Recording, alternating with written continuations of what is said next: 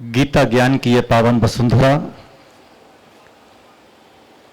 कुरुक्षेत्र, जहां पर एक ऐसे व्यक्तित्व का हम अभिनंदन समारोह कर रहे हैं, एक ऐसे महामना व्यक्तित्व का हम द्वितीय जन्म शताब्दी समारोह का मंगल आयोजन कर रहे हैं। और ये निश्चित रूप से इस मंच पर मैं कहना चाहता हूं कि ये कुरुक्षेत्र महाभारत की भूमि है और आज महाभारत की भूमि पर पूरा भारत बैठा हुआ है।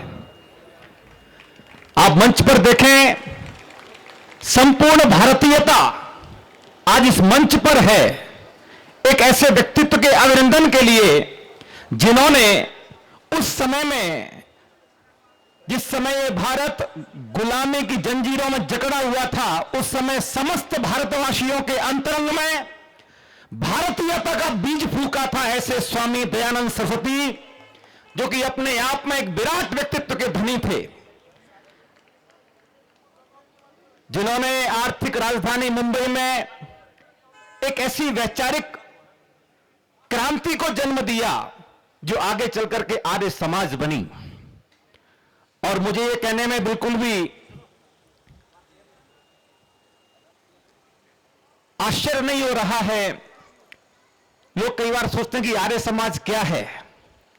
जब मैं इस कार्यक्रम में आ रहा था तो मैंने कहा कि ये आर्यावर्त की जो समाज है वो पूरी आर्य समाज है। हमारे भारत का जो नाम है वो आर्यावर्त है। और दो तरह की संस्कृति धरातल पर रही है, एक आर्य संस्कृति रही है, एक अनार्य संस्कृति रही है। आर्य वे कहलाते हैं जो धर्म की रक्षा करें, जो धर्म रक्षा की बात करें, स्वधर्म की बात करें, स्वभाषा की बात करें, स्व संस्कृति के संरक्षण के लिए कार्य करें।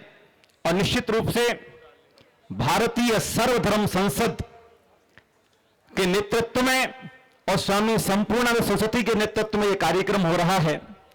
मंच पर परम श्रद्धेय गीता मनीषी स्वामी गणानंद जी मौजूद हैं और उनके परम सानिध्य में और हम सभी जिनके नेतृत्व में उपस्थित हुए परम श्रद्धेय गोस्वामी श्री शिशुल जी महाराज साहब। और आज देख रहे हैं कि संपूर्ण भारत में जितनी प्रकार की धार्मिक मान्यताएं हैं, उन सभी प्रकार की धार्मिक मान्यताओं के संतगण इस मंच पर आसीन हैं। आज से लगभग 5000 वर्ष पूर्व जब भगवान श्री कृष्ण ने इसी धरातल पर उपस्थित होकर के वो गीता का परम आध्यात्मिक ज्ञान दिया था, जो ज्ञान आज के इस आधुनिक युग में प्रासंगिक है। और इस आधुनिक भारत की परिकल्पना को साकार करने वाले महर्षि श्री दयानंद सरस्वती जी, जिन्होंने निश्चित एक ऐसे भारत का दिवा स्वप्न देखा जो आज साकार रूप ले रहा है।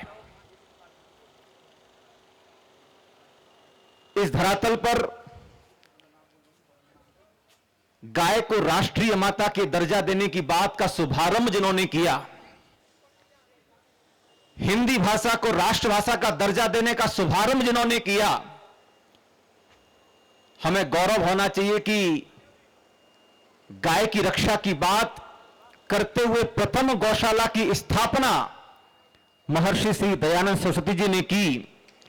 और इसके साथ में अपनी बात जोड़ना चाहता हूं कि इस परंपरा का शुभारंभ महर्षि जी ने किया। हमारी जैन समाज इस परंपरा का अनुकरण करते हुए आज भारत में जो बड़ी गौशाला लगभग 18,000 गौशाला हैं, उनमें 12,000 गौशाला का संचालन केवल जैन समाज करती है।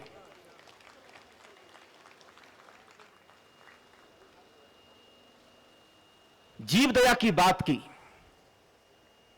और जिनका नाम है दयानंद, ये नाम अपने आप में बहुत गौरवपूर्ण नाम है।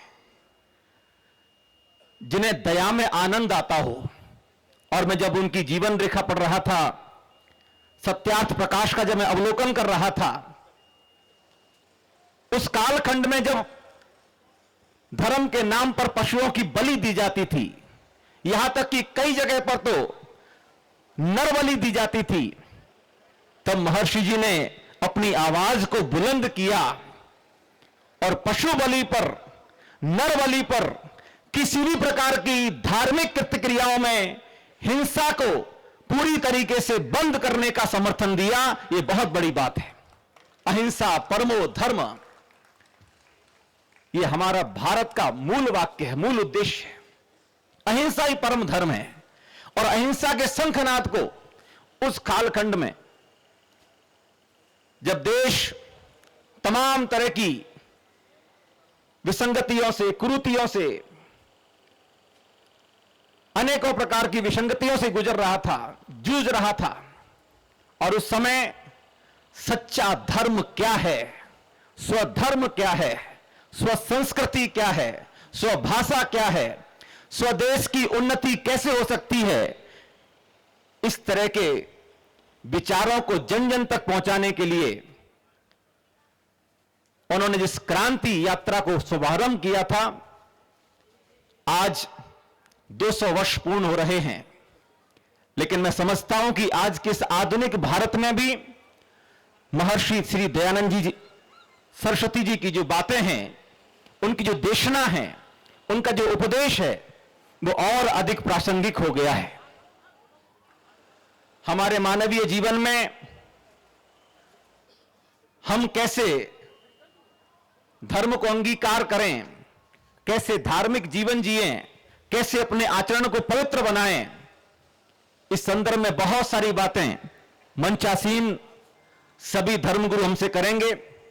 और हम सबसे पहली बात मैं ये कहना चाहता हूं कि आज यदि हम स्वतंत्र भारत में बैठे हुए हैं, जिसका शुभारंभ 1857 में हुआ, और महर्षि जी का जन्म कब हुआ था, कितने लोगों को मालूम है?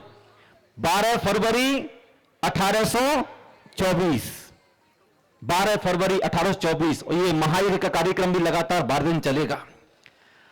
इस देश की स्वतंत्रता में संत के रूप में जिन्होंने सबसे बड़ा योगदान दिया है, वो नाम है महर्षि दयानंद सरस्वती। इस देश को आजाद कराने में जिस संत ने अहम भूमिका निभाई, जो संत रहते हुए भारत को स्वतंत्र भारत बनाने के लिए जिन्होंने अपना जीवन समर्पण कर दिया, वो नाम है महर्षि दयानंद सरस्वती। जिन्होंने स्वधर्म, स्वभाषा, स्वसंस्कृति, स्वदेशोन्नति का शंखनाद किया, वो नाम है महर्षि दयानंद सरस्वती। और आज भले सक 200 वर्ष बीत गए हैं, लेकिन हम आज भी उनके द्वारा किए गए उन सभी कार्यों की भूरी भूरी अनुमोदना करते हैं, अनुकरण करते हैं।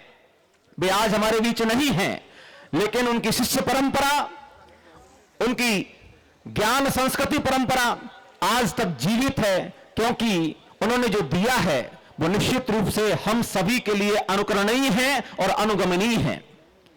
आज इस मंच पर भारतीय सर्वधर्म संसद के सभी संतगण मौजूद हैं और परम हर्षानुभूति के साथ ये संदेश प्रसारित कर रहे हैं कुरुक्षेत्र की इस वसुंधरा से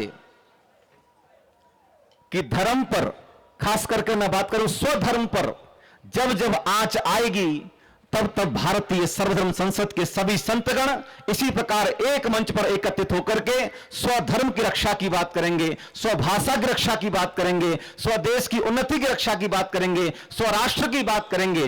भले सक महर्षि जी का जन्म गुजरात की धरा पर हुआ, लेकिन आज पूरा भारत, पूरा विश्व उनका गुणानुवाद कर रहा है। महर्षि श्री दयानंद सरस्वती जी के द्वितीय जन्म शताब्दी समारोह के इस पावन अवसर पर हम उनके चरणों में अपनी विनयाञ्जलि समर्पित करते हैं और उनके द्वारा जो ज्ञान, जो वैचारिक क्रांति स्थापित की गई है, उसको जन जन तक पहुंचाने का संकल्प करते हैं, उसके प्रति प्रतिबद्ध होते हैं, इसी भावना के साथ में कि उनके द्वारा दिया गया जो ज्ञान कि कैसे हम अपने जीवन को उन्नत बनाएं, स्वाभिमान के साथ अपना जीवन जिएं। और एक बहुत बड़ी बात कि इस देश में धर्म बहुत हैं, जातियां बहुत हैं, जैन हैं, बुद्ध हैं, हिंदू हैं, मुस्लिम हैं, सिख हैं, ईसाई हैं, लेकिन महर्षि श्री दयानंद सरस्वती जी ने जो बात सिखाई वो इस मंच से मैं कहना चाहता हूं कि हम जैनवाद में हैं, हिंदूवाद में हैं, बौद्धवाद में हैं, सिखवाद में हैं, ईसाईवाद में हैं, हम सबसे पहले भारतीय हैं, भारतीय और भारतीय। और भारतीय सर्वधर्म संसद इस बात का परिपूर्ण तरीके से समर्थन करती है। इसी भावना के साथ ओम अरहम, ओम शांति।